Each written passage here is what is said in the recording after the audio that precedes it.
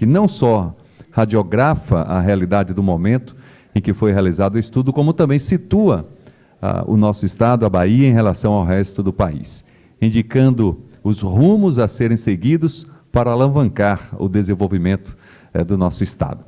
Sua elaboração foi um trabalho conjunto de economistas, acadêmicos e intelectuais de outras áreas de conhecimento, tendo à frente o ilustre Rômulo Almeida.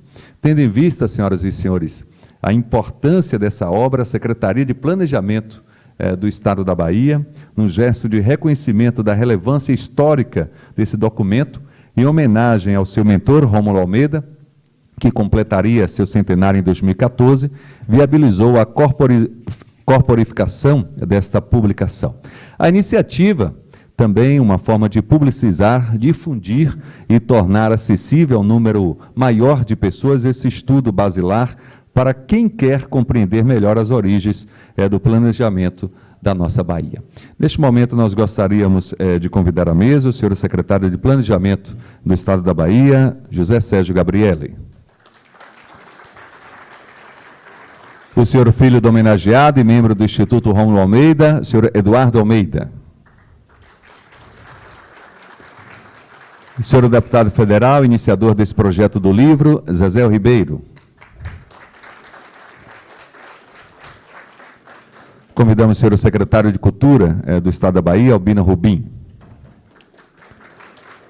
O senhor presidente da Federação das Indústrias do Estado, José Freitas Mascarenhas. Os nossos parceiros, o senhor superintendente do Banco Nordeste na Bahia, Jorge Bagdeve, representando o presidente, Ari Joel de Abreu. Convidamos ainda a professora do Departamento de Geografia da Universidade Federal de Pernambuco e palestrante de hoje, doutora Tânia Bacelar.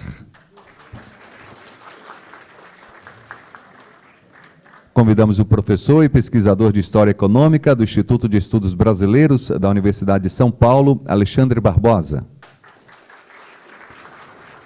O diretor da Faculdade de Economia da Universidade Federal da Bahia, Paulo Balanco, representando a magnífica reitora, a professora Dora Leal.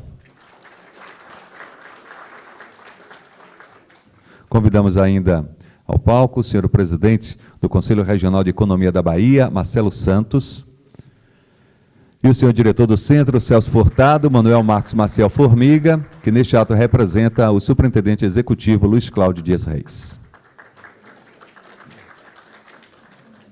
Gostaríamos ainda de registrar a presença, senhor secretário de Turismo, registrar a presença do Domingos Leonelli, também senhor Vitor Lopes, diretor de Negócios da Desenho Bahia, senhor Geraldo Reis, superintendente da SEI, senhor Paulo Sérgio Pinton, gerente regional da Caixa, e senhor Alexandre Brust, presidente do PDT. Neste momento, solicitamos a todos os presentes que fiquem em posição de respeito para ouvirmos o hino da Bahia.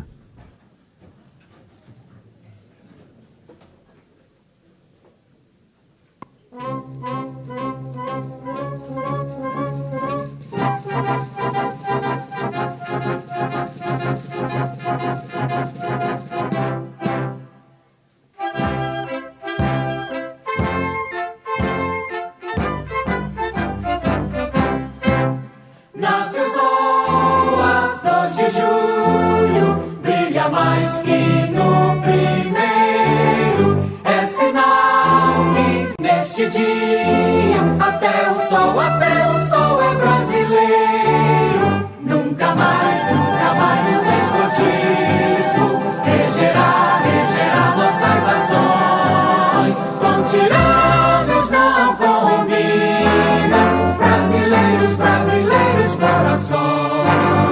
Nunca mais o despotismo regerá nossas ações. Com tiranos não combinam, brasileiros corações. Com tiranos não combinam, brasileiros corações. Cresce o filho de minha alma para a pátria defender. O Brasil já tem jurado independência ou morrer. Nunca mais o despotismo regerá nossas ações. Com tirar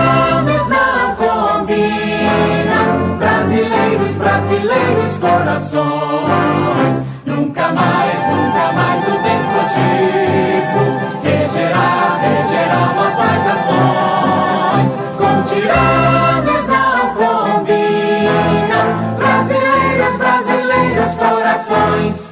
Com tiranos não combinam, brasileiros corações. Salve ao rei das Campinas, de Cabrito a Pirajá, nossa pátria hoje livre, dos tiranos não será. Nunca mais o despotismo regerá nossas ações. Com tiranos não combinam, brasileiros corações. Nunca mais o despotismo regerá nossas ações. Com tiranos não combinam, brasileiros corações. Com tiranos não combinam, brasileiros corações.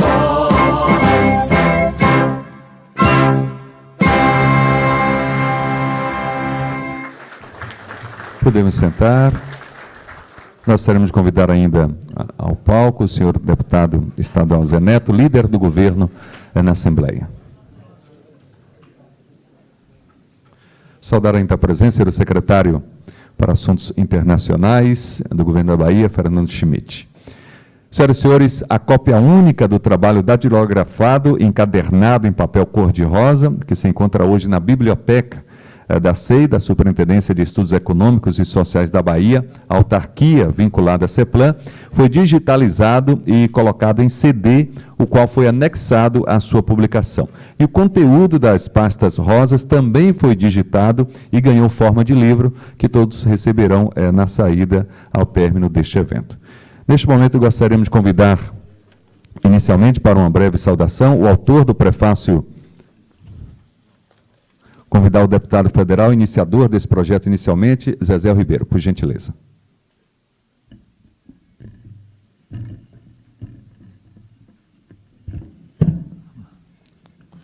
Uma boa tarde a todos, aos familiares de Rômulo.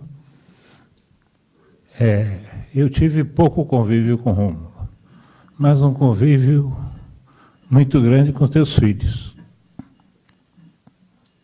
Marília, que na 1, 2, 3 ajudou a formar o caráter de meus filhos. Eduardo e Dulce, na atividade profissional. Conheci Rômulo nos embates da luta democrática, no pensar a Bahia, do pensar o Nordeste. Rômulo, Aristeu, Zélia, minha colega de profissão, né? E quando estava na incumbência de secretário de Estado do Planejamento, junto com Geraldo Reis, com Benito Jucal, a gente pensando em difundir a memória do planejamento na Bahia e destacamos duas personagens que nos pareceram importantes a gente publicar trabalhos desse monte. E com uma provocação grande da companheira Lúcia Carvalho, nós conseguimos agora editar, através do companheiro Zé Sérgio Gabriele, na frente da Secretaria, as pastas rosas de Rômulo, que é o primeiro estudo de planejamento estadual no Brasil, né?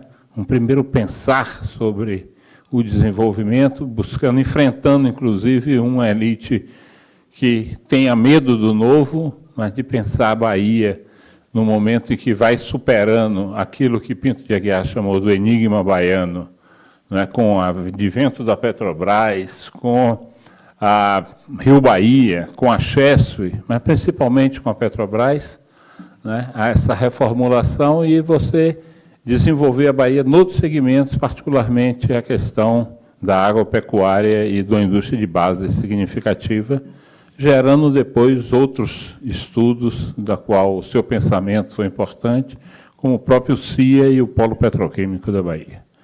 Então, Rômulo tem uma contribuição enorme, foi o primeiro presidente do Banco do Nordeste, está aqui o companheiro Bagdave, e pensando o Nordeste, a Bahia, o Brasil.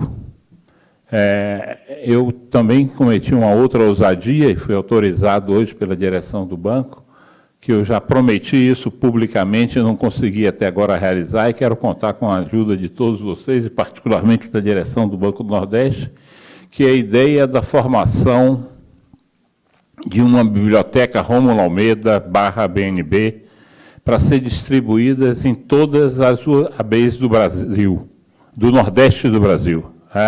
A Universidade Aberta do Brasil, onde o banco entrará com a bibliografia básica para esses cursos e alimentará permanentemente com o acervo do ETENE, levando aos jovens egressos dessas universidades um conhecimento sobre a realidade nordestina.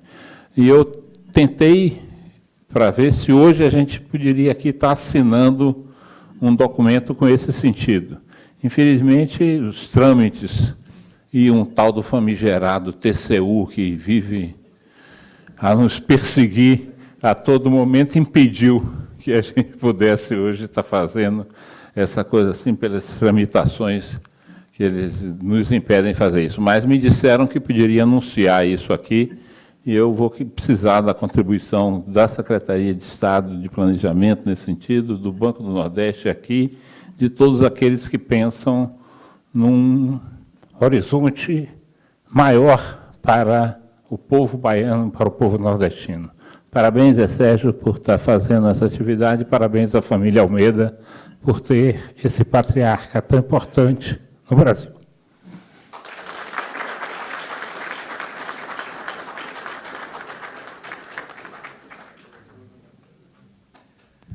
Saudar a presença da deputada estadual Fátima Nunes, deputado Marcelino Galo, e neste momento convidar o representante desta casa aqui no palco, o deputado Zé Neto, para falar para todos nós.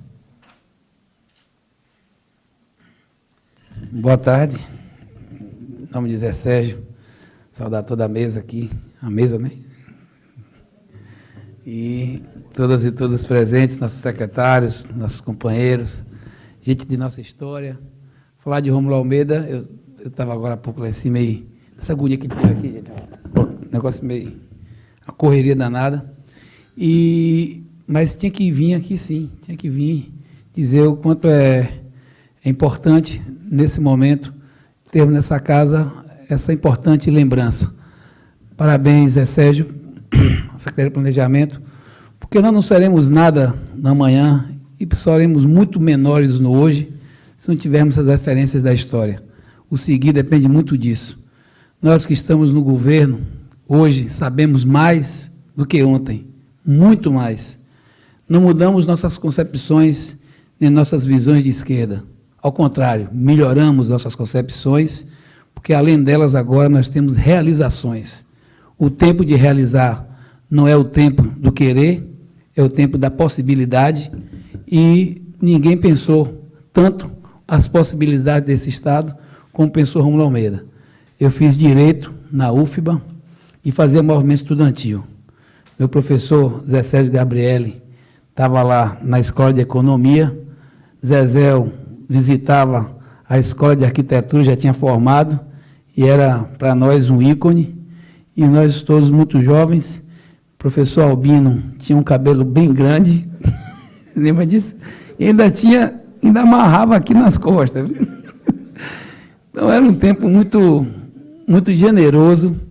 E está ali meu amigo Geraldo, também, que almoçávamos no restaurante universitário, moravam ambos em República Universitária, ele fazia Sociologia, e nos encontrávamos naqueles embates todos, e das leituras que eram necessárias para que todos nós evoluíssemos na vida política, porque nós éramos muito politizados. Naquele momento tínhamos ainda a tarefa de responder pela sociedade, havia um processo de abertura democrática. O professor Rômulo sempre solícito a fazer palestras e a trazer para a gente conhecimento. E essa Bahia, se alguém pensou a Bahia grande, a Bahia das possibilidades, com certeza não pensou mais do que ele. porque ele acreditou na Bahia, acreditou no projeto de planejamento, por isso que eu acho muito pertinente que a nossa Secretaria de Planejamento faça essa revisão, principalmente nesse momento. Essa leitura é muito fundamental, nesse instante de tanta audácia, de tanto querer do nosso povo, do nosso Estado, querer em todas as áreas, querer na cultura, querer no turismo, querer na habitação, querer na educação, querer, como queremos, não só apenas a ponte para Itaparica, mas a ponte para um futuro bem mais profícuo, bem mais seguro e muito mais repleto de desenvolvimento. Parabéns, que hoje seja mais um desses dias que essa casa tem a honra de poder contemplar. Saudar a presença do economista Ronald Lobato, ex-secretário de Planejamento, aqui conosco também. E neste momento ouviremos o filho do homenageado e membro do Instituto Rômulo Almeida, senhor Eduardo Almeida.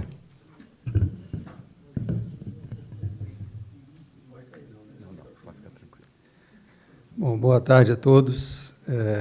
Em nome da família, né, meus tios aqui presentes, Gabriel, Zélia, Nelly e Aristeu, né, e primos e netos de Rômulo, enfim, todos aqui presentes, nós queremos agradecer essa homenagem, né, que realmente foi uma ideia muito feliz, né, e Zezéu está de parabéns, a Sérgio também, por ter complementado a tarefa e dado concretude ao fato, né, porque as pastas cor-de-rosa ou rosa, né, apareceram outras pastas cor-de-rosa depois, mas vamos esquecer essas outras, né?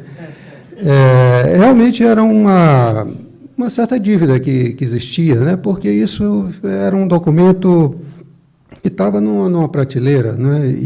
Quer dizer, a Bahia conhecia aquilo muito superficialmente, quer dizer, os setores, os formadores de opinião talvez conhecessem um pouco dessa história, não é? Mas, como disse Zezéu, isso aqui é um marco, né? É um antes e depois da Bahia, é um antes e depois do planejamento regional no Brasil, né?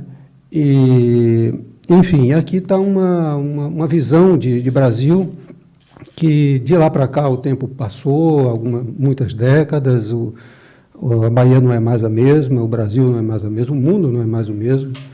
Mas o que eu acho importante e que interpretar disso aqui é que Rômulo não era apenas um visionário, ele era uma pessoa de extrema sensibilidade e de extremo entrega, né, à causa pública, né, e uma pessoa que pensava grande, né. Então, é uma pessoa humilde também, apesar da capacidade, da contribuição que ele deu, né? Então, como disse Zezéu, quer dizer, isso aqui era uma certa afronta à velha Bahia do enigma baiano, né? Uma Bahia paralisada, inerte, né? Que tinha vivendo da glória do passado, né? E abertura para uma Bahia nova. E muita coisa do que está aqui, do que foi visto aqui, sistematizado aqui, né? Diagnosticado aqui, virou realidade um pouco na Bahia, sobretudo na parte da industrialização, da infraestrutura, mas algumas coisas ainda são pendentes, vamos dizer assim, né? Particularmente, eu cito toda a parte da economia rural da Bahia, né? E toda a concepção que está aqui, que era já pioneira em termos de desenvolvimento social, né? Que isso só veio a ser falado mais amplamente no Brasil, muito tempo depois, né? E também uma ideia de uma sociedade democratizada, tanto do ponto de vista econômico, mas também social e político, né? Mas, enfim, eu acho que a publicação disso aqui é muito importante, né? Sobretudo para as novas gerações, né? Hoje temos uma população de estudantes que não tínhamos nos anos 50, nesse país, né, nesse estado, né? E então nós da família realmente ficamos profundamente honrados com essa iniciativa da Secretaria de Planejamento. Muito obrigado.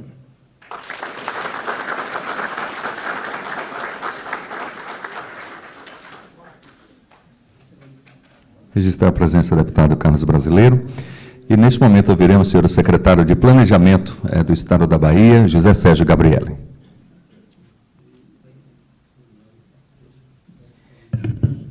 Bom, boa tarde, senhoras e senhores. Eu queria saudar o Eduardo Almeida, filho do Romulo Almeida, meu amigo de longas datas, quase tão velho quanto que o deputado Zé Neto disse que sou eu, meu companheiro Zezé Ribeiro, Jorge Beguedeve, superintendente estadual BNB, minha querida professora Tânia Bacelar, a pessoa que atualmente eu acho que contribui de maneira insofismável como o melhor contribuinte para analisar os problemas regionais brasileiros, e particularmente a situação do Nordeste e as mudanças que estão ocorrendo no Nordeste. O Alexandre Barbosa, que eu vim a conhecer hoje, mineiro, que conhece mais a Bahia do que eu, tá certo? Que está estudando a Bahia para escrever sobre o professor Rômulo. Meu chefe, de fato, Paulo Balanco, diretor da Faculdade de Economia, Marcelo Santos, presidente do Corecon, Max Formiga, também do meu tempo, Albino Rubini, do meu tempo, Mascarenhas, presidente da FIEB, está parecendo jovem assim, mas trabalhou com Rômulo no tempo da Clã. Então, e o tempo que ele tem de FIEB deve ser maior do que deputada Fátima, deputado Carlos Brasileiro, deputado Marcelino, Schmidt, meus senhores e minhas senhoras. Para falar um pouco sobre isso aqui, eu pensei em falar pouco tempo, mas como o professor Pedrão ainda não chegou, eu vou falar um pouco mais. Eu queria situar um pouco o quadro da Bahia em que as pastas rosas foram escritas. Porque eu acho que nós vivemos na Bahia, na década de 50, uma realidade muito transformadora e muito mobilizadora do Estado. Nós saímos da década de 40 com um governador que chamava-se Otávio Mangabeira, com um secretário de Educação que chamava-se Anísio Teixeira, que faz a Escola Parque em 1950. 1950. A Escola Parque é uma concepção nova de educação, uma concepção nova de transformação educacional do país, e nós implantamos uma escola em 1950. Em 1950, nós tivemos uma Copa do Mundo, e a construção dos estádios da Copa do Mundo era um elemento fundamental para o dinamismo da economia brasileira. Só que, naquela época, o estádio que existiu foi o estádio de Maracanã. E as expectativas e esperanças do povo em relação à Copa do Mundo eram muito importantes. Nós perdemos para o Uruguai. Foi uma frustração geral, nós perdemos para o Uruguai no Maracanã. Nós vivemos em 52 uma das piores secas que nós tivemos na época, 51, 52 e 53. Em 1953, 60% dos imigrantes para São Paulo vieram da Bahia. Nós tivemos 5 vezes mais imigrantes da Bahia para São Paulo do que tínhamos em 1949. Nós tivemos uma seca que provocou a expulsão enorme, não somente de homens, mas de famílias inteiras que seguiam via o Rio São Francisco até Pirapora, Montes Claros e chegavam a São Paulo. Nós tivemos em 52, 53, a discussão sobre a constituição da Petrobras, sobre a criação da refinaria Landulfo Alves, em 52 e 53. A implantação da refinaria, que começa a produzir em 1956, 57, era tão descrente quanto a construção da ponte. O jornal à tarde, todos os dias, dizia: não vai existir refinaria. Isso é um sonho, não vai acontecer.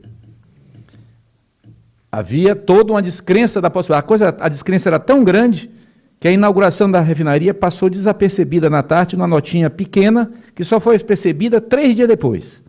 Quando descobriram que, de fato, a refinaria estava produzindo, passa a divulgar isso. década de 50. Nós vivemos, na década de 50, transformações importantes nas lideranças políticas da Bahia. Antônio Balbino, Juracy Magalhães, Valdir Pires se consolidam na década de 50. Nós vivemos, na década de 50, uma profunda transformação da nossa universidade com a Edgar Santos. Edgar Santos, que transforma profundamente a Universidade Federal da Bahia, na época só Universidade do Estado da Bahia, da Universidade da Bahia, que traz grandes professores das áreas de cultura, que investe na área de ciência e tecnologia, particularmente naquele momento na geofísica, na geologia e na engenharia de petróleo, na realidade na engenharia de refino, e que transforma fortemente o ambiente cultural da Bahia, que sai do domínio de Dorival Caymmi para Jorge Amado, Caetano Veloso e Glauber Rocha. Que essas transformações todas ocorrem na década de 50. Essas transformações que refletem uma mudança profunda da nossa elite dominante. Elite que na década de 40 e que durante o período do enigma baiano era uma elite fortemente fundada na indústria fumageira e nos engenhos de açúcar do Recôncavo, e que na utilização dessa exportação de fumo, de exportação de açúcar, consolidava um capital mercantil que viabilizava a expansão com pouca inovação tecnológica no Recôncavo baiano, como ponta de saída do Oeste. Oeste esse fortemente condicionado e fortemente criado na base da pecuária extensiva, na grilagem e na disputa entre coronéis do interior. Esta Bahia, da década de 40 e 50, ela é superada no Recôncavo, com, ao mesmo tempo, a superação do conceito de recôncavo. Porque o recôncavo que existia na década de 40, baseada no engenho de açúcar, baseada no fumo, baseada no comércio através do Rio Paraguaçu, que se expressava claramente no transporte dos saveiros, que se expressava claramente no vapor de cachoeira, desaparecem durante a década de 50. O vapor de cachoeira não navega mais no mar, já diz a música. O saveiro desaparece como via de acesso, porque a BR-324 substitui o saveiro. E porque a Petrobras, no Recôncavo, a Petrobras, no litoral, na parte norte da Bahia de Todos os Santos, implanta pesadamente um investimento muitas vezes maior do que qualquer investimento na história da Bahia naquela época. Então, nossa elite dirigente começa a mudar. E nossa elite dirigente na década de 50 começa a mudar, diminuindo o papel do comércio internacional, da exportação, das lojas de comércio, diminuindo o papel do comércio de produtos exportados e diminuindo o papel da utilização do intermediário comercial como grande criador de riqueza no Estado. Essa mudança que ocorre na nossa elite faz com que apareça um novo conjunto de dirigentes políticos, sociais e econômicos do Estado, particularmente os construtores, particularmente os empreiteiros, particularmente aqueles grandes fornecedores de obras e equipamentos para a construção da Rio Bahia, para a construção da refinaria, para a construção de Paulo Afonso, para a construção das grandes obras que passam a ocorrer na década de 50. Essa mudança da nossa elite dirigente, que ocorre na década de 50, essa mudança da elite dirigente ocorre também no âmbito da classe trabalhadora. Nós passamos a ter também na classe trabalhadora uma mudança substantiva. E essa mudança na classe trabalhadora ocorre com o aparecimento do operariado industrial da região de Aratu, Simões Filho, Camaçari, que, claro, que se consolida na década de 60, mas tem seus embriões em dois elementos de duas iniciativas importantes que começam a ser pensadas já na década de 50. Primeira característica importante é o complexo industrial siderometalúrgico a ser implantado, onde foi, mais tarde, o CIA. Estou vendo aqui Lourenço Miller, que me disse, acabou de me dizer ali, que participou dos primeiros planos da implantação do CIA. Estou revelando a idade dele. Tá certo? Então, nesse plano que é da década de 60, mas que tem ideias que foram germinadas já na década de 50. E esse complexo siderúrgico era baseado, mais tarde ficou configurado na constituição da USIBA. A Usiba, que era uma utilizadora intensa do gás como redutor para viabilizar a expansão da produção siderúrgica, com a construção e a ideia de montagem de uma indústria metal-mecânica que cresceria no Centro Industrial de Aratu, posteriormente Centro Industrial de Aratu, num primeiro momento na área da base naval de Aratu, na área do porto de Aratu, com problemas, e aí o Mascarenhas pode falar melhor do que eu, da localização, mais para lá ou mais para cá, do Centro Industrial de Aratu, mas que se caracteriza isso no início da década de 60, refletindo as discussões que ocorrem na década de 50. E essa caracterização, de um lado, de uma indústria, diferentemente do que o Celso Furtado pensava. Porque o Celso Furtado, em 1957, no GTDN, levantava a ideia de uma indústria no Nordeste para substituir as importações, no mesmo modelo que o JK fazia no Brasil. Com essa substituição de importações de JK, se pretendia fazer com que os bens de consumo, sejam eles duráveis ou sejam eles não duráveis, fossem feitos no Brasil. O GTDN defende essa ideia para o Nordeste. O Rômulo e a Bahia, nesta década de 50, pensa de forma diferente. Pensa que é necessário fazer um desenvolvimento da indústria que seja produtora de bens intermediários para crescer com a indústria brasileira, e não para criar mecanismos de substituição de importações na Bahia. Então, nós criamos uma indústria na década de 50, que se consolida em 60 e 70, que é uma indústria de bens intermediários. Mas, na década de 50, não era só a indústria que se pensava. Na década de 50, se pensava em criar uma estrutura da agricultura que modernizasse nossa agricultura. Então, o sistema Fundagro, pensado pelo Rômulo, que envolvia empresas estatais na área de comercialização de produtos agrícolas, envolvia a Frimasa na área de abatedouros e transformações da pecuária, que envolvia empresas estatais na área de silagem, armazenagem e logística, que envolvia o sistema de fomento para a agricultura, que envolvia o sistema de extensão rural para desenvolver tecnologias novas na agricultura. Esse sistema todo pensado pelo Rômulo tinha o centro básico desse sistema em torno de Feira de Santana. Então você tinha, de um lado, a região do norte da Bahia de Todos os Santos crescendo, do outro lado, Feira de Santana crescendo, e conexão disto era fundamental à expansão da BR-324, a consolidação da via que ligava a Feira de Santana à região de Aratu e a Salvador. Essa conexão que se caracterizou na consolidação da BR-324 era pensada na década de 50. E na década de 50 refletia uma integração entre o desenvolvimento da agricultura moderna com uma indústria integrada com o mercado internacional, principalmente com o mercado nacional, uma vez que as exportações baianas encontravam dificuldades. Nosso açúcar não crescia mais, nós não conseguíamos exportar açúcar, nós não conseguíamos mais exportar charuto nem fumo, nós não conseguimos exportar a produção de algodão, o nosso cacau passa a ter problemas, e o Brasil, que estava no início da década de 50, com a crise cambial, tem uma política e ameaça de inflação, tem uma política de contenção da taxa de câmbio que inviabiliza nossas exportações. Então, esse quadro, é nesse quadro que Rômulo escreve As Pastas Rosas. E é nesse quadro que o professor Aristeu, que está ali, desenvolve uma parte desses estudos sobre a renda baiana, onde constata a enorme importância da agricultura na Bahia, 46%, se eu não me engano, nos cálculos feitos pelo professor Aristeu, na época, lá nas Pastas Rosas, publicada aqui nesse livro. Que faz os estudos na década de 50 e mostra que, já na década de 50, comércio e serviços passavam a ser importantes. E que nós tínhamos, portanto, aí nessa área, uma área de expansão da economia baiana, que teria que ser considerada.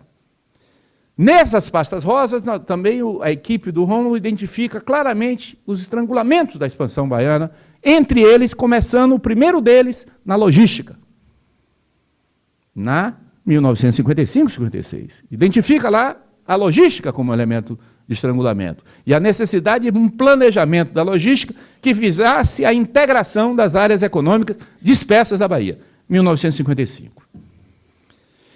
É nas pastas rosas que nós vamos encontrar a importância, Leonel não está mais aqui, do turismo, como atividade econômica para a Bahia. É nas pastas rosas que nós vamos identificar a importância da economia da cultura. Tá lá, tem um capítulo só sobre a economia da cultura, na década de 50. Essas pastas rosas, que são, hoje nós chamaríamos uma obra em construção, porque ela não está concluída, seria um working paper, para falar uma linguagem mais sofisticada. Essas pastas rosas se consolidam num plano. Um plano que é apresentado a essa casa em 1959. Esse plano que é apresentado a essa casa em 1959 chama-se Plano de Desenvolvimento Trienal da Bahia, 1960-1963. Esse plano trienal que é apresentado em 1959 ocorre na mesma época que tem uma intensa discussão na Bahia sobre o papel do recôncavo, a mudança do recôncavo, onde 3 artigos são escritos muito importantes nessa época. Um artigo escrito por Milton Santos sobre as redes urbanas do recôncavo baiano. Um outro artigo escrito por Tales de Azevedo sobre o papel e o advento da Petrobras no recôncavo. E um terceiro artigo escrito por Luiz Antônio Costa Pinto sobre as mudanças sociológicas e econômicas da sociedade baiana. Todos esses artigos em 57, 58 e 59. Nesses artigos fica evidenciado que o recôncavo, que expressava o domínio da classe dominante tradicional da Bahia, estava claramente perdendo poder, que havia uma transformação em caminho. O Plandeb, que é esse plano apresentado por Rômulo em 59, que vem a essa casa, era a consolidação da influência do Estado nesse processo de transformação da sociedade baiana. E esse processo de transformação da sociedade baiana, que se materializa no Plandeb, vem a essa casa e, acreditem os senhores, é rejeitado pelos deputados. O plano nunca foi aprovado pela Assembleia de Deputados. Em 1959, a Assembleia Legislativa não aprova o Plandeb. Só que as ideias do Plandeb se implantam pós-64. Só que não se implantam todas as ideias. Se distorce parte das ideias. Toda aquela parte de transformação da agricultura, toda aquela parte de integração social que está no Plandeb é deixada de lado. Toda a parte de integração da indústria, toda a parte de mudança de logística se implanta. E isso é o que tem a Bahia de hoje. Então, portanto, não é apenas a importância acadêmica e a importância formuladora que as pastas rosas têm que ser chamadas a atenção, que eu acho que é absolutamente fundamental essa ideia desenvolvida por Zezé, que eu continuei de fazer essas plantas, e acabar de saber aqui hoje, viu, que tem outro livro lá pronto que eu não sabia, o de Manuel Pinto de Aguiar, que é outro grande inovador da década de 50, que nós vamos ter que lançar também, tá certo?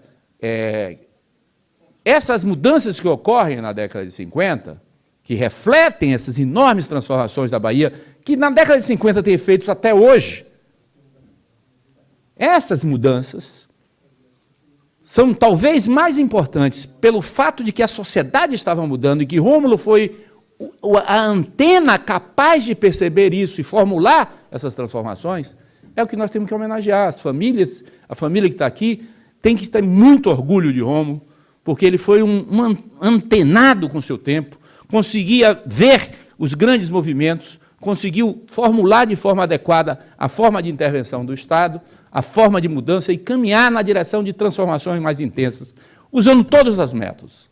Eu não vou entrar aqui na década de 60, né, na década de 70, porque são outras coisas que vão acontecer. Aliás, a FIEB acaba de lançar um excelente livro sobre o Rômulo, focando mais na década de 60 e na década de 70, que trabalha com o professor Pedrão, faz uma brilhante introdução a esse livro, e tem vários textos de Rômulo mais focados para a década de 60 e 70, que me parecem extremamente relevantes. Agora, Em nome da Secretaria do Planejamento, eu quero parabenizar a família, parabenizar Rômulo, especialmente dizer que ele foi capaz de capturar, na década de 50, coisas que hoje eu vivo brincando com meus técnicos, excelentes e dedicados técnicos da SEI, da Secretaria, da SGA, da SPE, das diversas áreas da Secretaria, que vamos nos inspirar do que Rômulo e Aristeu, que está aqui, fizeram na década de 50, porque eles, sem recursos nenhum, sem geoprocessamento, sem computador, sem Excel, sem dados, sem nada, fizeram coisas fantásticas, né? Fantásticas. Portanto, parabéns a todos vocês, em nome do governador, parabéns a Rômulo, parabéns à Bahia.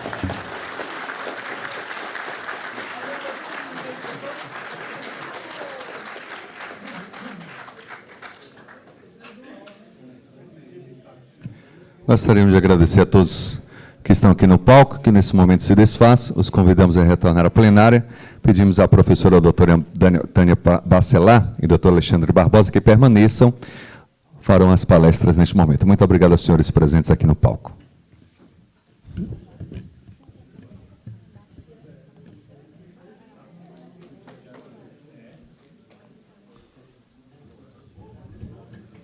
Só da presença da deputada Maria do Carmen. Bem, senhoras e senhores, a nossa primeira palestrante, professora Tânia Bacelar, é graduada em Ciências Sociais pela Faculdade Francinete do Recife e em Ciências Econômicas pela Universidade Católica de Pernambuco, diplomata em Estudos Aprofundados pela Universidade de Paris, Sorbonne, e doutora em Economia Pública, Planejamento e Organização do Espaço pela Universidade também de Sorbonne. Exerceu vários cargos públicos e atualmente é professora do Departamento de Geografia da Universidade Federal de Pernambuco, sendo também sócia da CEPLAN, Consultoria Econômica e Planejamento.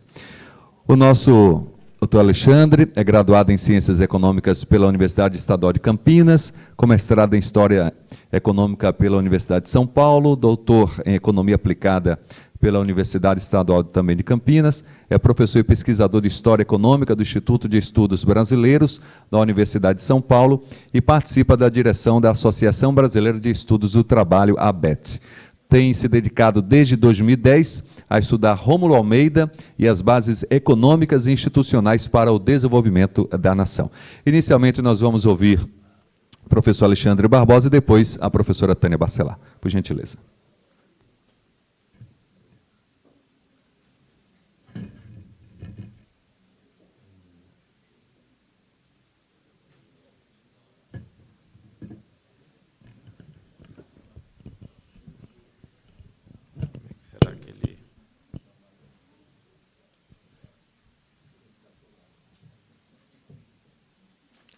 Boa tarde a todos.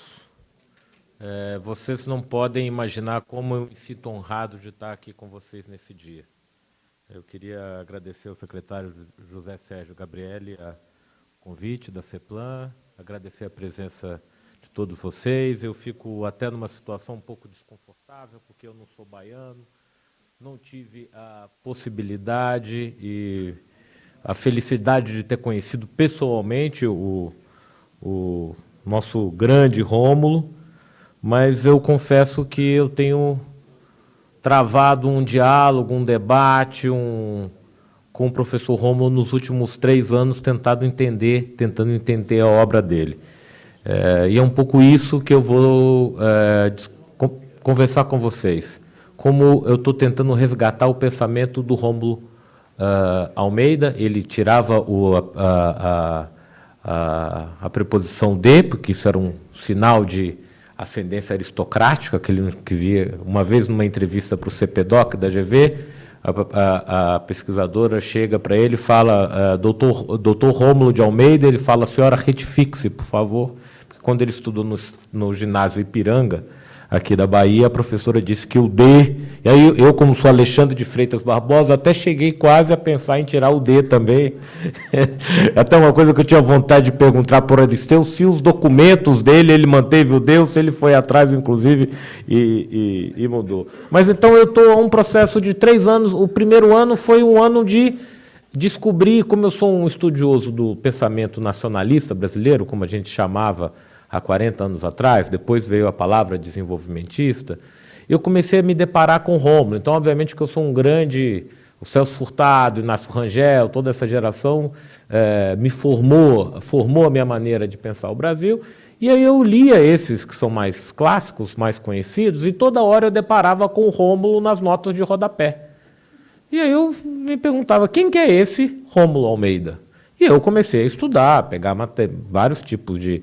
ver que existia material produzido.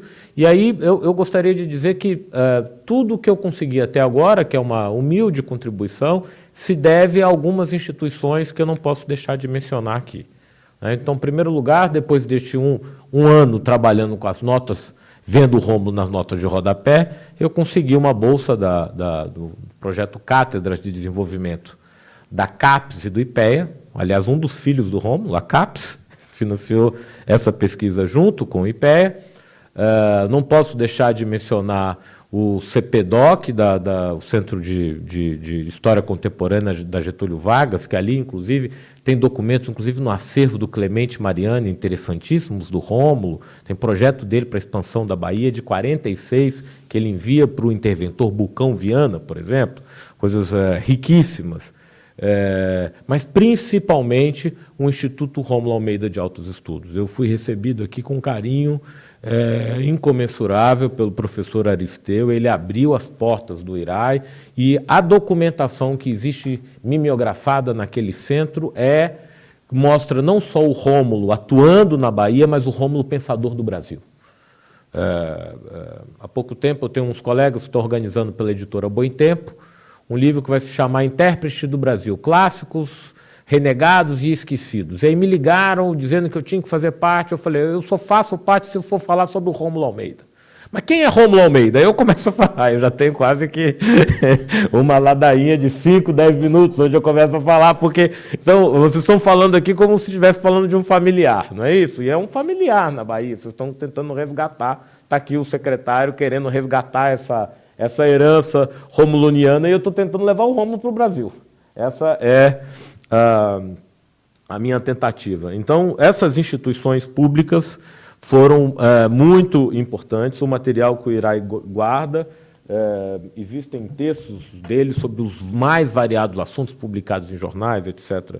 Então, esse convívio tem sido muito enriquecedor e, na verdade, o meu intento é um mergulho naquilo que eu venho chamando de o bom e velho desenvolvimentismo. Ou seja, o que eu estou tentando fazer não é, na verdade, uma biografia do Rômulo, até porque já existem trabalhos sobre isso, né? O meu objetivo é tentar ver o Brasil desse período 46 a 64 a partir de uma perspectiva romuloniana. E, obviamente, que o Rômulo não estava sozinho, mas ele ocupava posições de destaque e ele foi muito importante.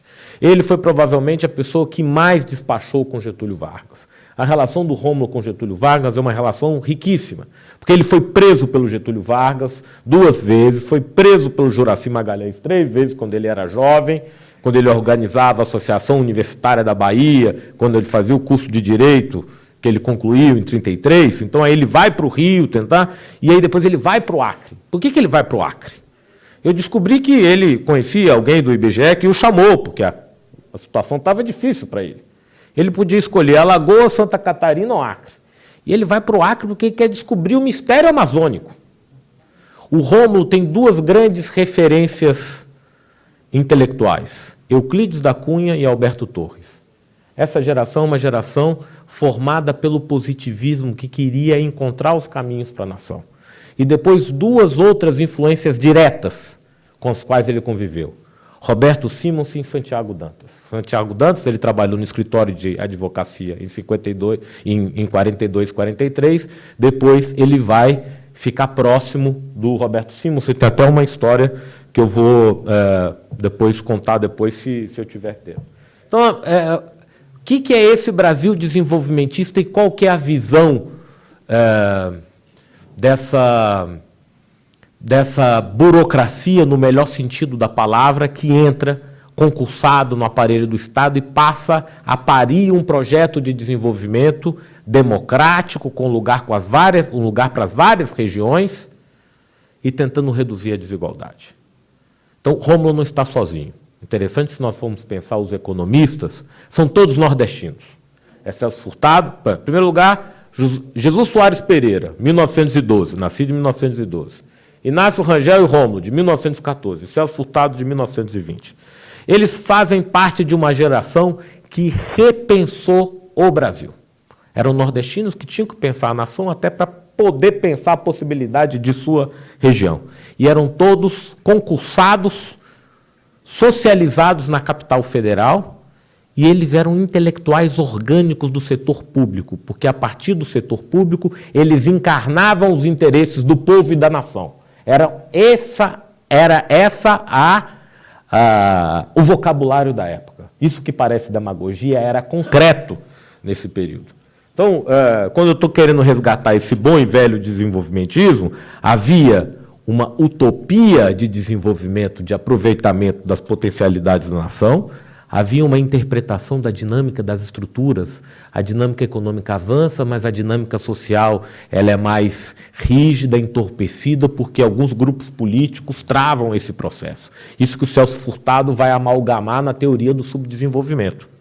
E havia uma noção do papel do Brasil no concerto das nações, e de que nós tínhamos que desenvolver e preservar a cultura brasileira. Ou seja, a economia era uma forma, era um meio para encontrar o processo de desenvolvimento da nação e manter essa sociedade brasileira que viraria também uma civilização moderna. Esta é a construção desses desenvolvimentistas. Isso está no Euclides da Cunha, está no Alberto Torres, e a versão mais... E todos eram economistas autodidatas.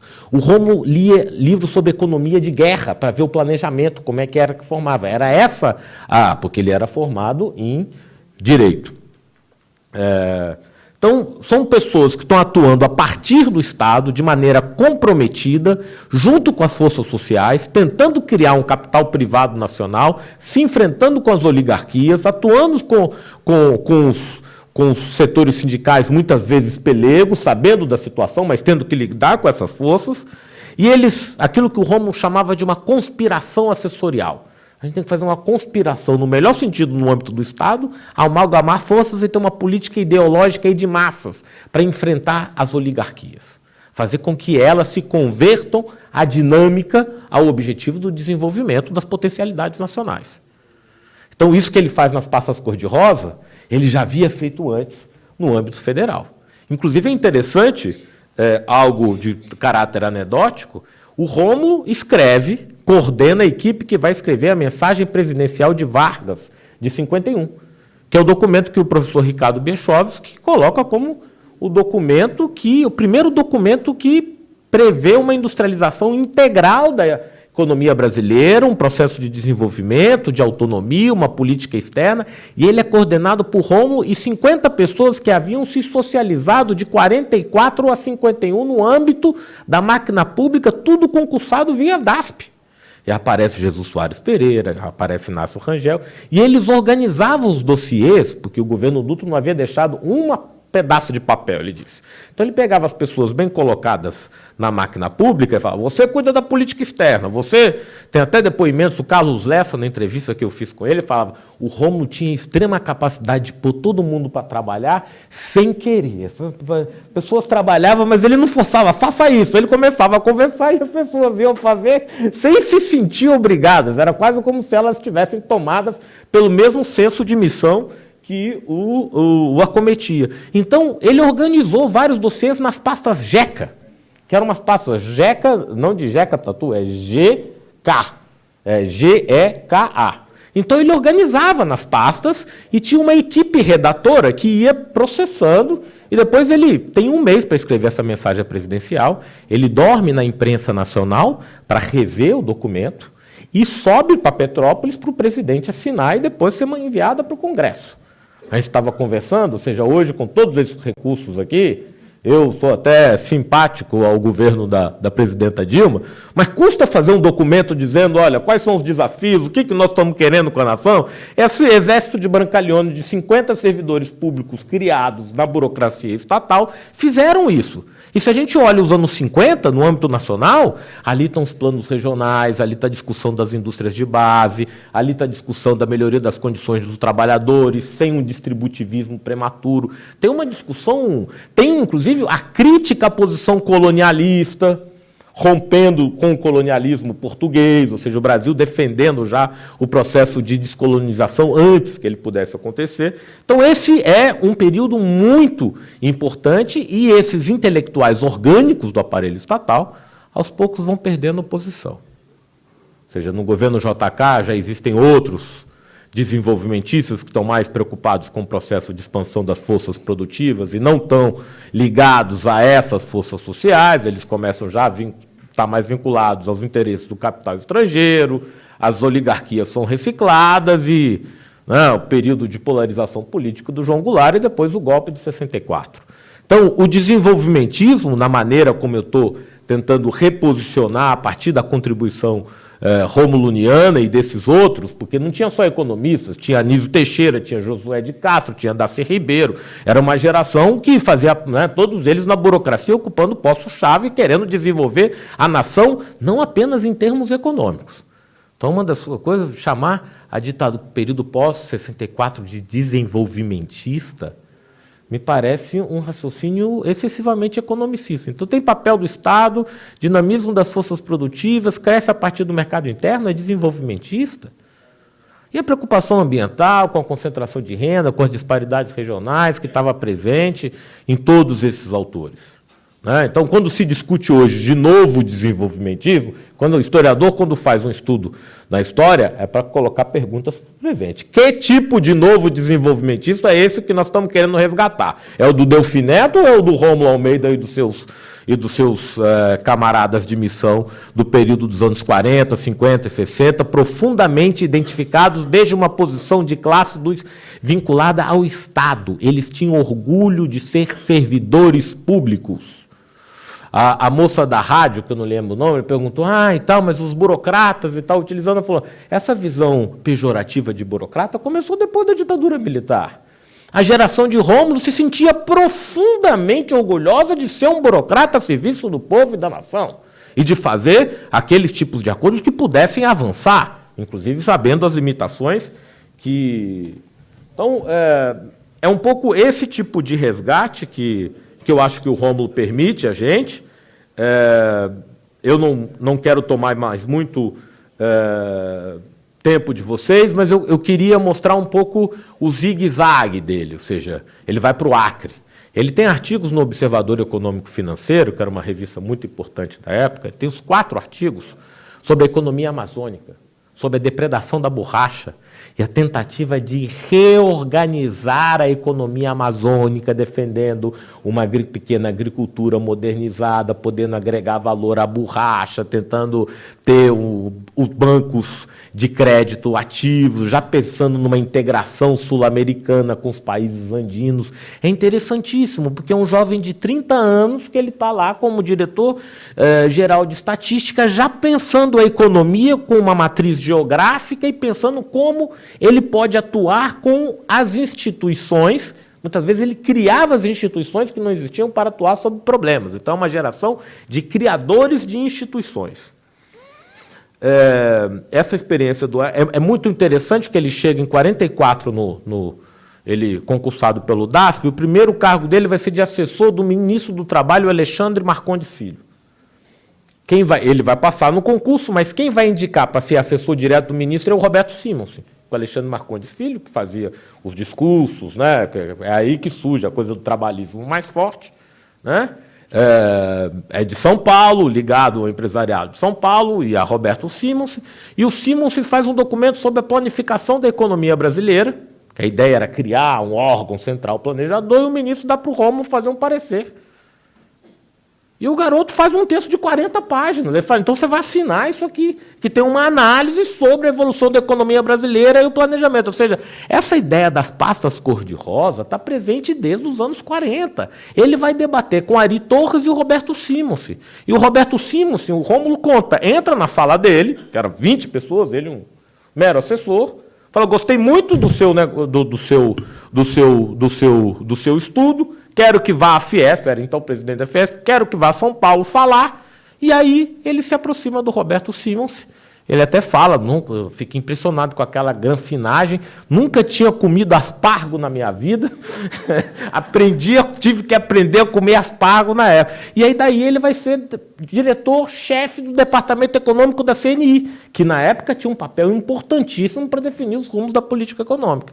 E dali um salto para ser o chefe da assessoria econômica de Vargas, de onde vai sair Petrobras, Banco do Nordeste do Brasil, CAPES e tudo. Getúlio chamava esses de boêmios cívicos. Eram boêmios cívicos. Ficavam até à noite as luzes do anexo do Catete, trabalhando Rômulo, Inácio Rangel, Jesus Soares Pereira, inclusive trabalhando sobre projetos que vinham de outros ministérios que o Getúlio falava, corrige aí e devolve para eles. E eles ficavam nos bastidores trabalhando, sem colher os louros desse negócio. Então, é importante porque essa trajetória nacional, e aí depois ele vai montar o Banco do Nordeste, vai demitir, porque entra o Café Filho, o inimigo, tem até o famoso debate dele com o Café Filho, que ele fala, o Café Filho fala, e agora o que você vai fazer? Vou mover todos os esforços para combater o seu governo e Vossa Excelência. É assim que ele sai do Banco do Nordeste do Brasil e se lança a candidatura para deputado federal da Bahia. Então e aí o Oswaldo Aranha, quando ele volta para a Bahia, fala, você é o primeiro que eu conheço que pega o ITA de volta. E ele tinha possibilidades de trabalhar, aliás, não sei se todos sabem, ele foi chamado mais adiante para ser ministro do Trabalho do Juscelino. O Juscelino ligou para ele, você é o único que eu liguei que até agora foge do convite. E ele dizia que ia ficar ensanduichado entre Jango e JK. Porque o Jango queria controlar o aparelho sindical e o JK queria que ele deslocasse o Jango. Ele falou, não vou conseguir fazer nada com nenhum dos dois, vou continuar na Bahia. E o que é interessante, ele, então, tem toda essa experiência na CPE, depois ele assume no governo Juracy Magalhães uma secretaria sem pasta, né, uma secretaria de assuntos para o desenvolvimento, onde ele atua com projetos internacionais, na relação com o governo federal, né, e aí nesse momento que ele vai para a carreira internacional dele. Né? Então, ele é chamado para ser secretário-geral. O Jânio Quadros chamou ele para... Ou seja, era uma época que esses burocratas, no melhor sentido da palavra, eles eram muito cobiçados, porque eles representavam uma parte da história da máquina pública brasileira. Então, o Jânio ficava nomeando via diário da União o Rômulo para vários cargos, até que ele teve que aceitar o cargo de secretário executivo da LAUC, que é o precursor do Mercosul. Depois vai ser comitê, vai ser do comitê dos 9 espertos, dos 9 sábios que vão avaliar os projetos da Aliança para o Progresso. E depois chega em 66, de novo na Bahia, já vira consultor para o projeto do Centro Industrial de Aratu, depois faz o primeiro projeto que avalia as possibilidades de implantação do polo petroquímico, de Camaçari, convence o governador Luiz Viana. Ele até conta que o Juracy, em 59, fala, esse negócio de petroquímica é maluquice sua e do Clemente Mariani, esse negócio não vai, né? E aí, inclusive, tem cenas interessantíssimas, eu estava conversando aqui com o José Mascarenhas, de que chega o Luiz Viana e fala, olha, mas o ACM, quando a ACM assume, a ACM não quer saber muito desse negócio, não. Você topa falar com ele? Né? Aí o Rômulo fala, apesar do desprazer, eu topo. Ou seja, sem aqui entrar em figuras políticas X ou Y, ou seja, ele fazia o tipo de acordo que ele visse como necessário para poder avançar os projetos. Agora, ele não foi responsável pela distorção dos projetos, porque ele não estava lá. Ele fazia o plano e não era responsável pela execução. O que, aliás, era muito ruim para ele, porque a contribuição dele como pensador é um pensador que alia planejamento, execução e reflexão. Então, a reflexão... Então, todas as pessoas que eu entrevistei disseram, não, o Rômulo era um grande praxista. Aliás, o próprio Rômulo fala, eu sou um praxista. Eu tenho preocupações, minhas motivações são para o futuro. Eu quero fazer projeto, eu quero transformar o mundo.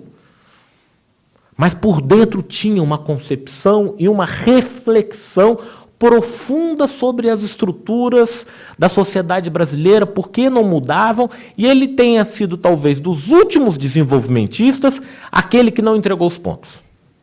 Mesmo porque Celso Furtado e Jesus Soares Pereira foram exilados. Inácio Rangel teve infarto e depois jamais se recuperou. E o Rômulo, ele ficava aqui convencendo os militares de que tinha que fazer uma petroquímica aqui. Fazia acordo, chegava com o coronel do SNI para fazer, tem que fazer, né? Então, ele, na verdade, ele foi e acreditava na noção de planejamento. Planejamento unido, levantamento de dados, decisão política, levantamento de dados e execução, mas sempre de uma maneira que o plano pudesse ser revisto com participação da sociedade. Então, nos anos 70, ele está vendo o planejamento, apesar de ser o governo militar, tem planejamento. Então, ele está vendo os agentes mobilizadores dos vários planos regionais, dos vários planos setoriais, com uma possibilidade de uma dialética dentro da ditadura militar. Vocês podem dizer, esse cara está sonhando, não existia possibilidade para isso. Mas ele tentou implantar o polo, e ao mesmo tempo conseguiu, e depois fazia a crítica no mesmo momento. É um intelectual que utilizava a mídia na medida do possível. Então, o que eu tenho para concluir é o seguinte: esse personagem multifacetado é um pensador da realidade brasileira. Eu consegui descobrir 4 Rômulos. Nós temos o Rômulo inicial, que é um Rômulo dublê de historiador e geógrafo, já com uma preocupação pública. Tem um texto, Traços Históricos da Evolução da Economia Baiana, que é uma obra-prima, que ele queria transformar em livro, mas não tinha tempo. Tem os artigos dele sobre o Acre. Depois você tem um pensador praxista, que eu chamo. O Rômulo vai participar da primeira reunião para discutir, da reunião preparatória, 5 minutos, Paula? Da reunião preparatória para aquilo que seria a Organização Internacional de Comércio, e que acabou não sendo avançado, que foi o que virou o GATT, que hoje é a OMC, e ele escreve um documento de 20 páginas no Observador Econômico e Financeiro, mostrando a dinâmica das negociações internacionais e como o Brasil estava mal preparado e como aquilo poderia matar o processo de desenvolvimento. É um dos primeiros artigos mostrando a necessidade de você ter uma política externa e comercial como base para você desenvolver o mercado interno. Um pouco antes ele está falando sobre bancos de inversão, antes de existir BNDE, ou alguém, ele tem um artigo de 43, falando da necessidade de bancos de inversão, ou seja, como é que eu crio instituições para desenvolver um país que está deixando de ser agrário exportador, né? Ou seja, tudo aquilo que ele está refletindo sobre a Bahia, ele, de alguma forma, havia refletido em escala nacional e ele tenta adaptar à realidade brasileira. Tem um texto sobre a Fundação Casa Popular. O Rômulo, ele tinha uma frase que dizia o seguinte: toda pessoa muito ocupada sempre arruma tempo para as coisas, né? Então, ele ficava arrumando sarna para se coçar. Então, todas essas obras que ele criou, uma das coisas que ele mais se dedicou, ele presidiu a subcomissão de habitação e favelas, que era da comissão, que era da Comissão Nacional do Bem-Estar Social, presidida pela Alzira Vargas, e tendo como vice-presidente Josué de Castro, e ele presidia a subcomissão de habitação e favelas. E ele tinha toda uma discussão sobre a habitação popular. Como expandir a habitação popular, tendo tecnologia nacional, e como integrar os institutos de aposentadoria e pensão, inclusive reduzindo os desníveis de aposentadoria entre os vários tipos de trabalhadores e fazendo com que a aposentadoria chegasse ao campo. Isso são textos do Rômulo do final dos anos 40 e início dos anos 50. Ou seja, é um grande pensador desenvolvimentista, ou seja, o planejamento... Por trás do planejamento tem uma interpretação profunda da realidade brasileira, mas é um planejamento democrático, centrado no território, voltado para a redução das desigualdades, para criar aquilo que, num documento de 57, quando ele volta de uma reunião na Comissão das Nações Unidas, que foi publicado pela Livraria Progresso, a gente estava falando da Livraria Progresso, ele tem um texto que se chama...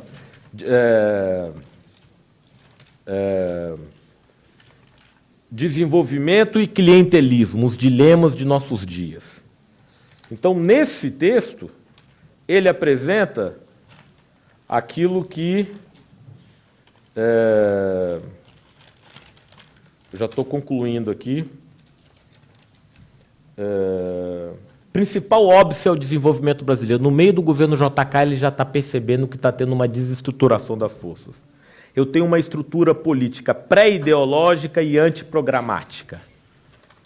E as relações de clientela, ao invés de terem se diluído, elas estão permeando cada vez mais as Forças Armadas, a imprensa, o funcionalismo civil, as instituições de classe, as elites políticas, e, na verdade, ele não consegue ver o fator tecnológico e o fator empresarial. Empresarial, ele pegava tanto a capacidade de gestão das empresas privadas como do setor público. E via como problemas o sistema educacional e o sistema individualista de uso da propriedade da terra. Uma das maiores lutas dele foi contra a especulação imobiliária no espaço urbano. Foi um dos poucos desenvolvimentistas que trabalhou a questão do desenvolvimento urbano nos anos 50, ao trabalhar com foco na habitação. Então, a reflexão que eu quero trazer para vocês aqui é: o Rômulo dedicou a sua vida a alterar as estruturas arcaicas e a conceber um novo projeto nacional de desenvolvimento para o Brasil, tendo no planejamento o método básico, mas sabendo que o planejamento ele poderia ter várias ideologias, e para ele ideologia era sempre no sentido positivo.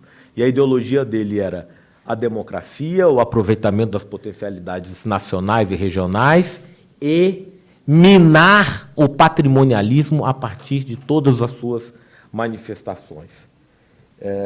Ainda que eu acho que ele não tenha vencido, isso não é culpa dele, ele pôs o dedo na ferida de alguns daqueles que são os principais dilemas do desenvolvimento do Brasil ontem, hoje e amanhã.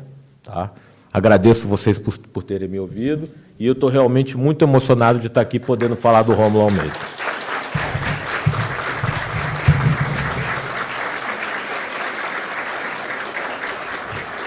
Agradecemos ao Dr. Alexandre Barbosa pela brilhante explanação, saudar a presença do deputado Rosenberg Pinto, e neste momento gostaria de convidar a professora Tânia Bacelar também para falar para todos nós.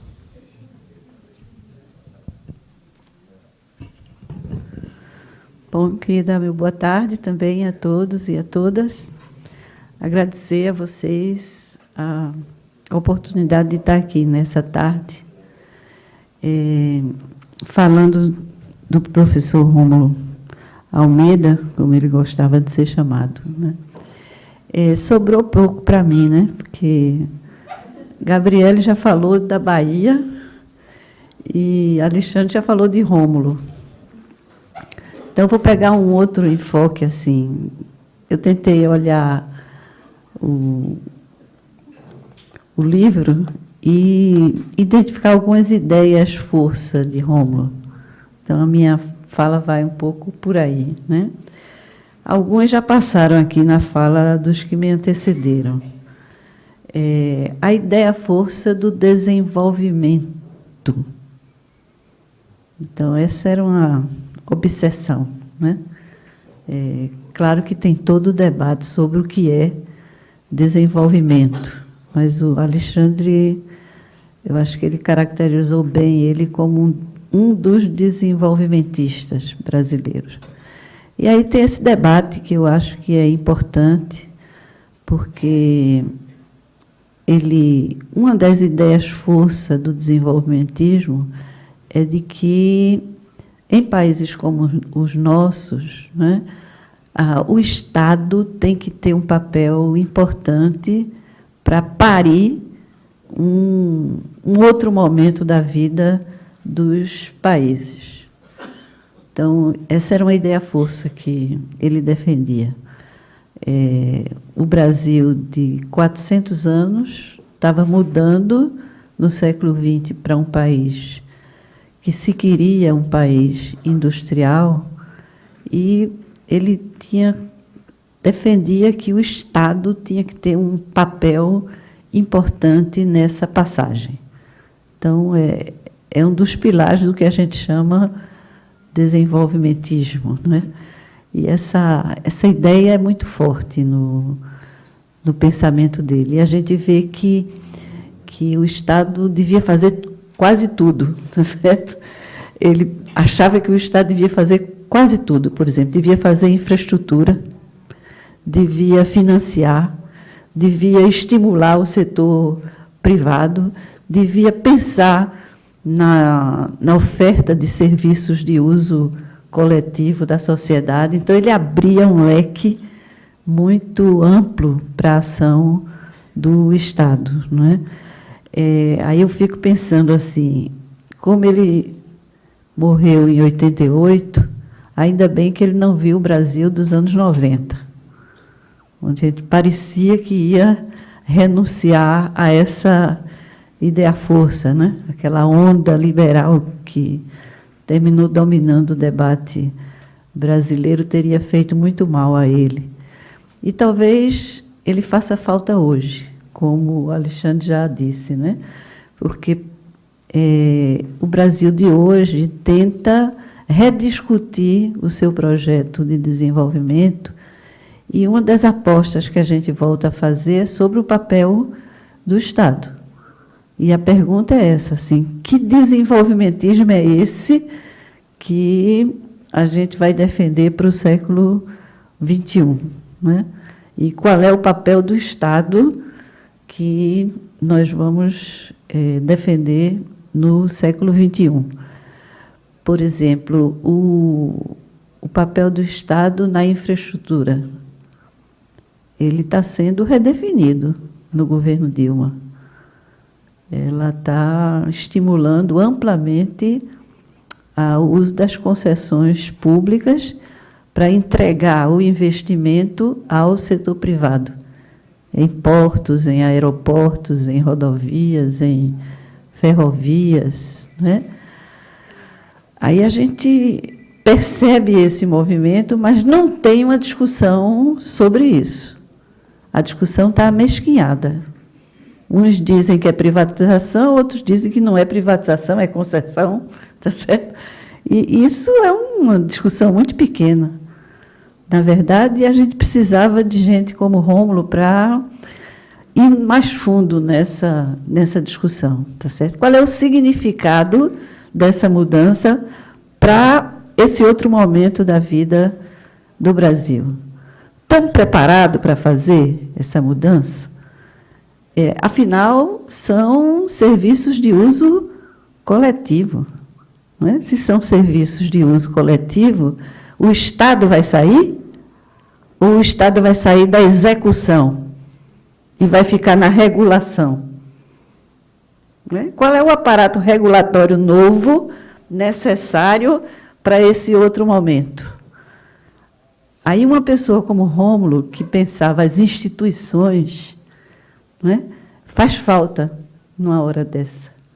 Porque ele já estaria pensando que tipo de aparato regulador eu tenho que criar nesse momento em que eu vou fazer a mudança de paradigma da oferta de um bem tão precioso para um país continental e desigual como o Brasil, como é a infraestrutura básica que liga os pedaços do Brasil, não é?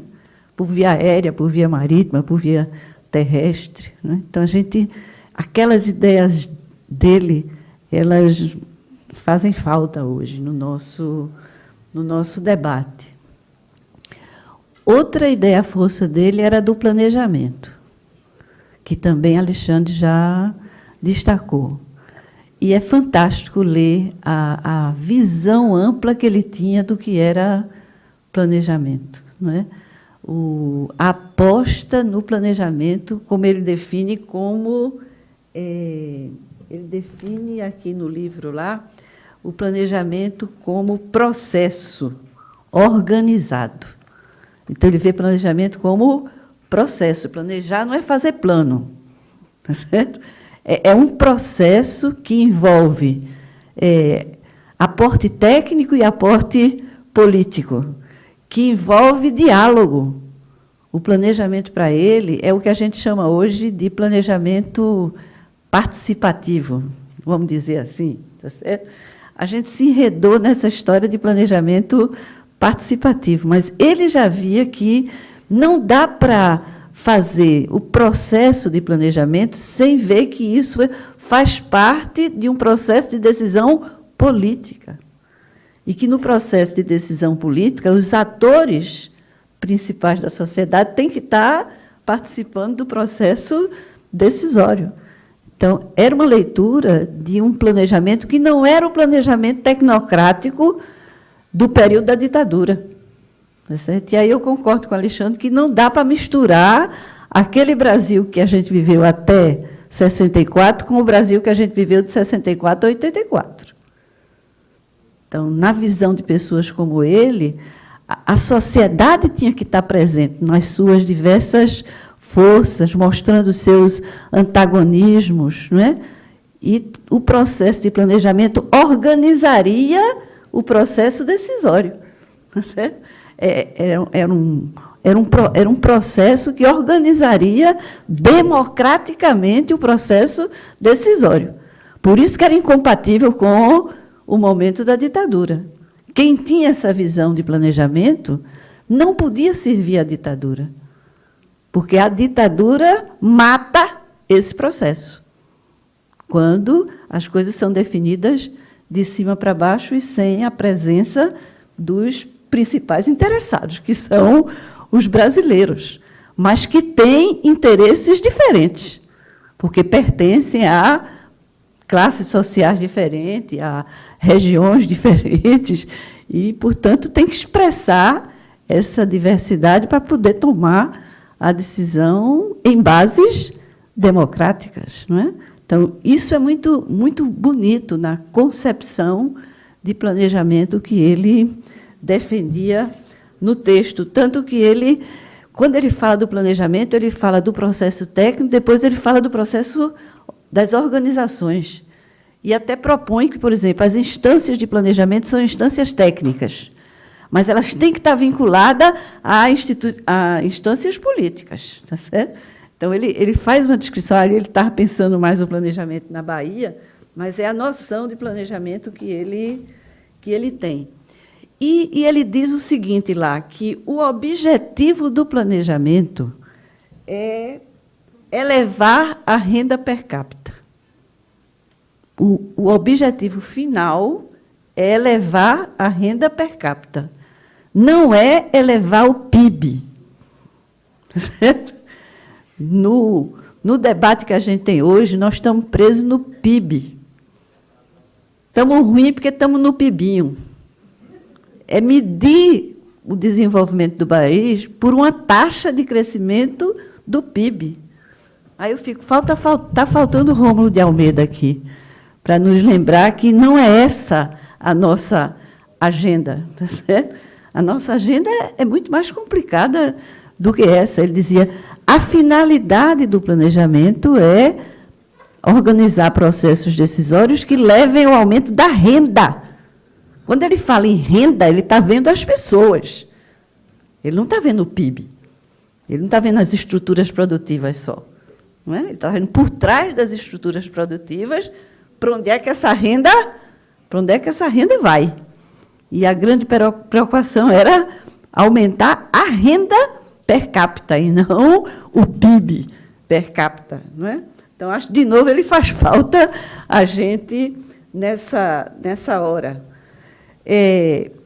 Com relação ao Nordeste, porque, veja, Rômulo pensa a Bahia, mas, ao pensar a Bahia, ele está pensando no Brasil, como Alexandre mostrou. Ele primeiro veio do aparato nacional e, num segundo momento, é que ele faz esse texto que a gente está tendo para discutir aqui, onde ele está refletindo mais a Bahia. Não é? Então, ele faz sempre essa ida e vinda. Não é?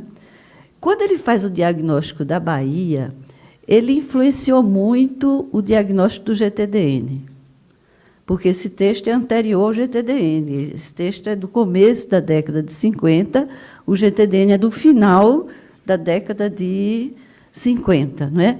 E ele e Celso Furtado, embora sejam contemporâneos, os dois têm uma defasagem também. Tem uma defasagem de idade, ele é mais da geração de Jesus Soares Pereira, Celso Furtado é mais novo, não é? E, do ponto de vista da contribuição, também.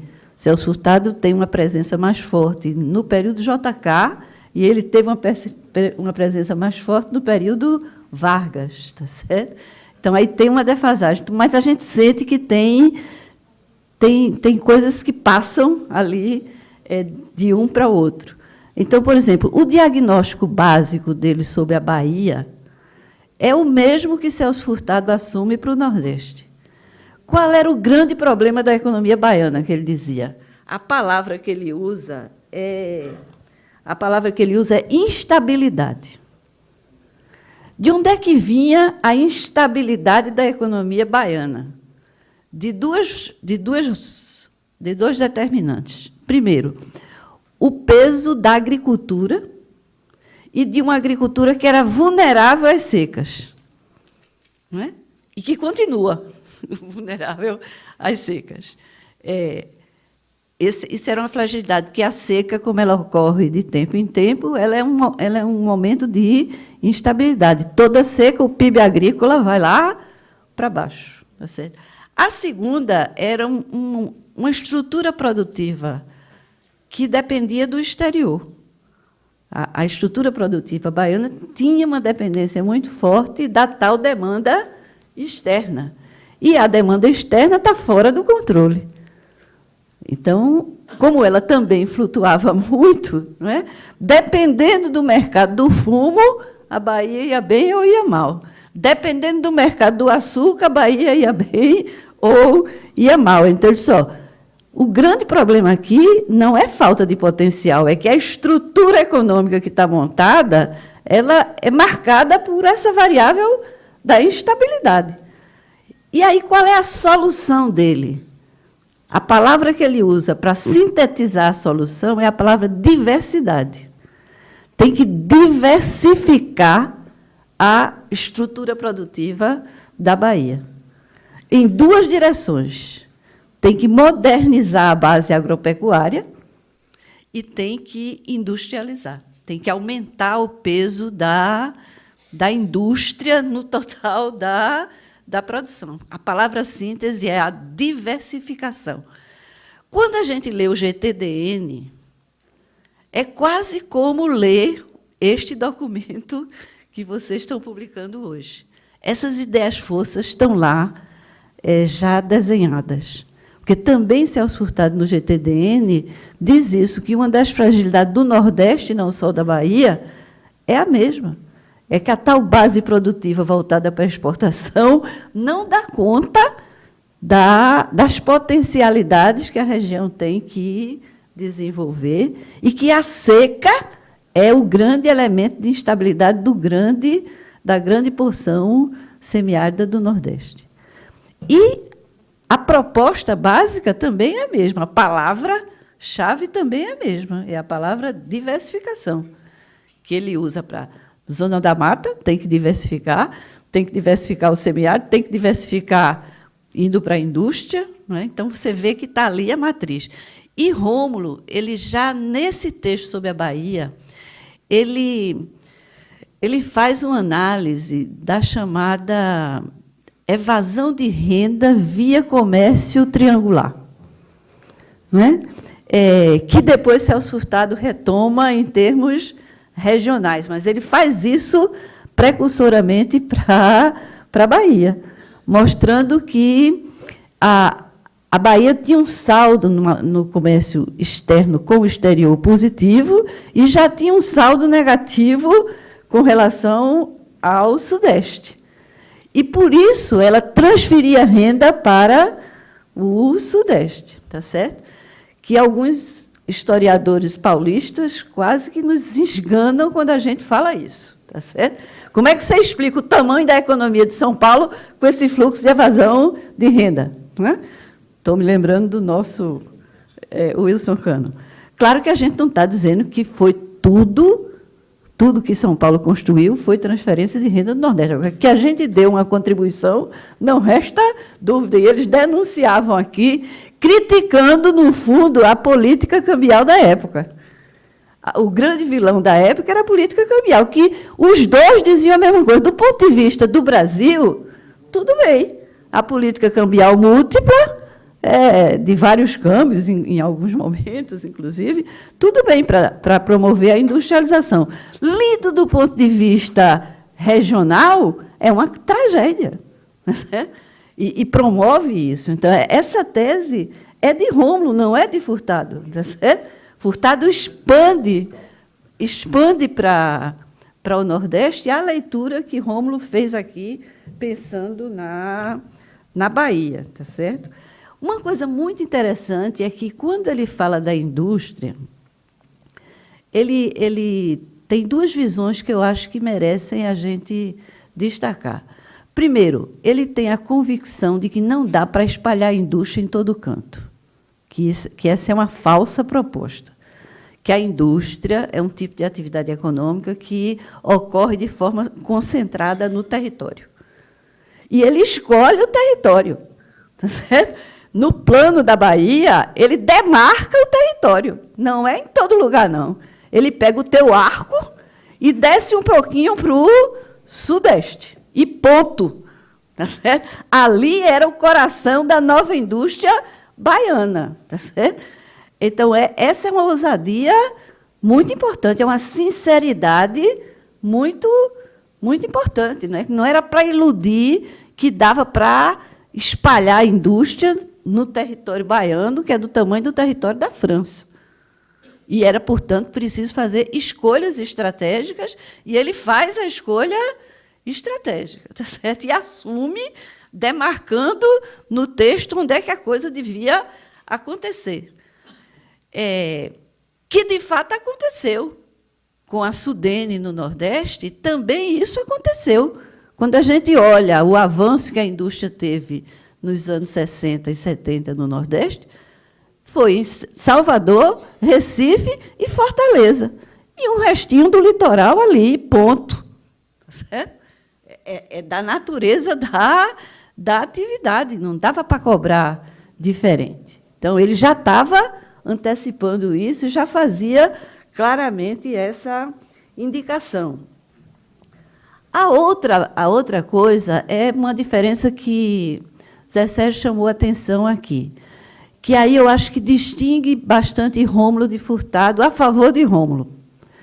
É que, na visão dele, a gente devia fazer uma indústria para o mercado interno. Não é indústria para exportar, como os japoneses fizeram, como os sul-coreanos fizeram. A natureza da industrialização brasileira não era essa, e ele queria engatar o Nordeste na natureza da industrialização brasileira, que era voltada para o mercado interno, principalmente. Mas não era a ilusão, na cabeça de Rômulo, não era a ilusão da substituição interregional de importação.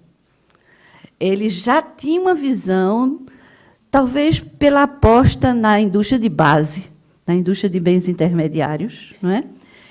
Ele antecipou o que aconteceu. A proposta dele antecipou melhor o que aconteceu. Porque o que aconteceu é que, quando a gente fez a industrialização da Sudene, e você faz o balanço depois, era basicamente a indústria de bens intermediários, feita pelas grandes empresas nacionais que vieram para cá para integrar o mercado interno nacional e não o mercado interno regional. Tá certo? Aí tem uma diferença ali entre os dois, a favor da visão de Rômulo, que antecipou isso com muita força. Tem outra ideia que eu achei muito interessante, que eu queria destacar aqui, que é a visão dele sobre as políticas sociais. Porque, no período recente do Brasil, a gente deu muita ênfase a políticas sociais. Rômulo não usa essa linguagem. Ele chama de distributivismo assistencial. E baixa o sarrafo. Tá certo? Ele baixa o sarrafo no tal distributivismo assistencial, que ele diz que é de eficiência reduzida. E aí ele diz o seguinte: o bem-estar da população é subproduto do desenvolvimento. Então, ele diz o que se deve buscar no desenvolvimento é que o progresso social resulte de uma melhor estrutura produtiva que gere mais emprego, que gere melhores salários, tá certo? E aí você vê um pouco o social associado à dinâmica econômica e à crítica às tais políticas assistenciais. Eu diria, desse ponto de vista, a gente melhorou. Porque, veja, isso que ele criticava na época é que a gente não tinha políticas assistenciais como política pública. Isso era o Brasil dos anos 50, onde política assistencial era coisa de primeira-dama. Certo? Quem transformou política assistencial no Brasil em política pública foi a redemocratização que a gente fez pós-ditadura, com a Constituição de 88, que criou a LOAS. E, para criar a LOAS, o Constituinte de 88 copiou a política social onde a gente mais tinha avançado. O espelho da LOAS é o SUS, que era a política social mais avançada que a gente tinha construído. O Constituinte abriu espaço para fazer o seguinte: pegou a coisa mais atrasada, que era a política assistencial, e colou na política social mais avançada. Então, acho que Rômulo gostaria de ter vivido esse momento que a gente está vivendo hoje, onde a sociedade brasileira, neste momento de redemocratização, foi capaz de fazer esse avanço. Acabou com política do assistencialismo vagabundo que a gente teve até 88. E deu status à política social como política de Estado, como política pública. O pessoal que está recebendo o Bolsa Família recebe o Bolsa Família como direito e não como favor. Recebe pela Caixa Econômica com um cartãozinho que passa em qualquer loteria e tira o dinheiro. Não precisa pedir a bênção a nenhum deputado ou vereador. Tá certo? É uma mudança muito importante que a gente fez e que, infelizmente, ele não assistiu. Mas eu tenho certeza que, com a visão que ele tinha, ele gostaria de ter assistido. Outras duas ideias eu vou terminando já, que eu achei muito interessante, que é uma certa visão estereotipada que alguns têm de Rômulo, de que ele era o tal desenvolvimentista da indústria pesada, da indústria de porte, não é? E a gente percebe no texto dele que ele, claro que ele tem essa visão de que isso era importante para o Brasil, era importante para o Nordeste, mas o texto dele não esquece coisas tipo produção artesanal, produção de subsistência. Certo? Então, ele tem uma preocupação com esse outro tecido produtivo que o Brasil tem e que o Nordeste tem com muita força, que é muito mais forte no Nordeste do que nas regiões jamais industrializadas do Brasil. Não é? Então, a gente sente que ele tem um outro olhar, ele está olhando o que tem capacidade de fazer mudanças estruturais, mas ele também está olhando um conjunto de oportunidades, de potencialidades, de habilidades que um outro pedaço da sociedade brasileira tem e que não pode estar fora do debate. Certo? E aí ele tenta trabalhar esse outro lado. Tá certo? Trabalha, por exemplo, o potencial de turismo que o Nordeste tem. E eu achei muito interessante o adjetivo que ele fala para o turismo. Ele diz: o turismo sem deformação. Certo? Que eu acho que um pouco a política de turismo que o Brasil fez nega essa visão que ele tem. Quando ele fala em turismo no Nordeste, ele está falando na Bahia, ele está falando do turismo com base no potencial de história e de cultura que a Bahia tem. Está falando também do litoral baiano, né? Diz que tem que aproveitar o fato da gente ser um país tropical, do Nordeste ter um litoral maravilhoso, tá certo? De ter um artesanato riquíssimo, de ter um patrimônio histórico e cultural riquíssimo. É desse turismo que ele tá tratando, não é? Que eu acho que é um debate também muito contemporâneo, porque a gente traçou uma política de turismo no Brasil meia troncha, desde o período da ditadura, que não vai nessa direção que ele falou. Aí ele faz falta também a essa visão. E, finalmente, eu queria destacar uma outra preocupação que ele tem, que para o Nordeste é muito importante, que é a preocupação com a formação da mão de obra. Ele está sempre pensando nisso como uma restrição, né?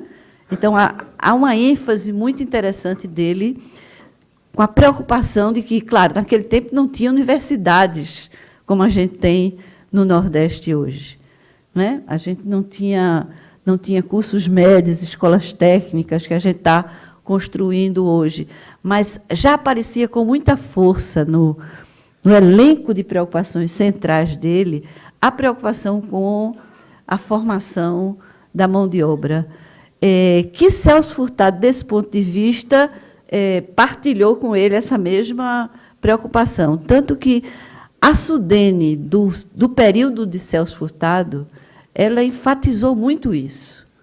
Ela tinha uma aposta, um dos departamentos mais fortes da Sudene era o departamento de recursos humanos, para formar quadros para a região. Uma aposta muito forte em estimular a formação de agrônomo, de veterinário, de engenheiro, de economista, né? Que estava lá no coração da proposta da Sudene, que era uma preocupação que vinha aqui desse texto do Rômulo de Almeida, que também dizia, como é que eu vou modernizar a agricultura da Bahia se não tem agrônomo, se não tem técnico agrícola? Como é que eu vou fazer extensão agrícola se eu não tenho técnico agrícola e se eu não tenho agrônomo? Tem que formar esse povo. Tá certo? Então, a agenda dele era uma agenda que refletia, de um lado, aquele momento, onde, de fato, a gente melhorou, ampliamos muito a oferta, mas continua como uma agenda muito importante, porque continuamos importando mão de obra qualificada neste momentinho aqui que a gente está vivendo. Está faltando engenheiro no Brasil todo, mas está faltando no Nordeste também. Tá certo? Então, essa preocupação aqui era um eixo muito importante da fala dele. Finalmente, a da cultura, que Gabriela já falou, eu não vou enfatizar. Não é? A leitura do texto dele mostra, como mostra em Celso Furtado, uma preocupação muito forte com a dimensão cultural do desenvolvimento. Não é uma visão economicista, não é. É uma visão onde o desenvolvimento das forças produtivas tem que dialogar com a riqueza do que é construir uma nação jovem nos trópicos com uma visão de mundo que deve ser própria. Tá certo? Aí essa valorização é uma das ideias forças também que eu acho que continuam muito atuais para a gente pensar o Brasil de hoje. Muito obrigada.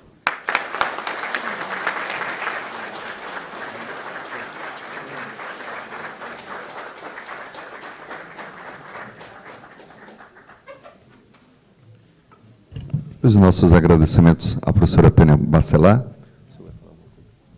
Agradecer também ao professor Alexandre Barbosa pelas brilhantes explanações e convidar todos neste momento para um coquetel de congressamento aqui no foyer, onde também teremos o livro Pastas Rosas, de Rômulo Almeida, será entregue neste momento. Nosso muito obrigado pela presença de todos, está encerrado este evento e convidamos todos para o coquetel.